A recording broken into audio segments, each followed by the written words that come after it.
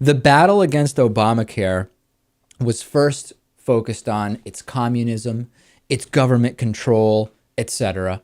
But then Obamacare passed. Then the battle shifted to it's unconstitutional, it will not stand, it will be appealed and struck. That didn't happen. The Supreme Court upheld Obamacare. So now it is really getting ridiculous. Now we are getting arguments like last week that there are some people who are going to be on the margins of receiving a subsidy who might have an incentive not to work in order to not lose that subsidy. Not to not work at all, but simply if you have the opportunity to raise your income a little bit, you might not do it because the income raise might not be as much as the subsidy you would lose. Fine, we kind of debunked that last week.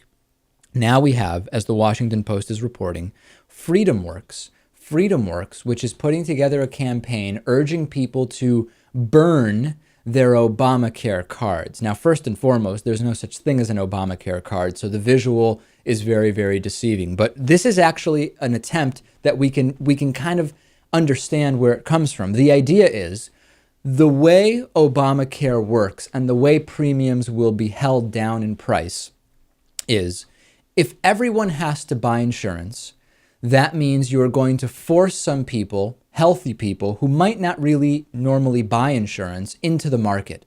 They're going to be paying into the system, but because they're young and healthy, they are actually going to reduce the overall payout cost of the entire insurance pool. This will allow prices to be lower on those individuals with pre-existing conditions or who are at stages in their life where they need more medical care, and it will balance out that risk. So the idea here, the idea behind the Burn Your Obamacare card is the targeting of young, healthy individuals to not buy insurance. Now, of course, we have the individual mandate, which does prescribe a fine, the idea being that the fine is simply not going to work its way back properly and efficiently, and it's going to throw the entire system out of whack, and it will simply be not affordable. FreedomWorks, again, the concept is they think adults are being forced to overpay. They want to keep people out of the market. I don't think it'll work. I think most people, increasingly, as the polls show,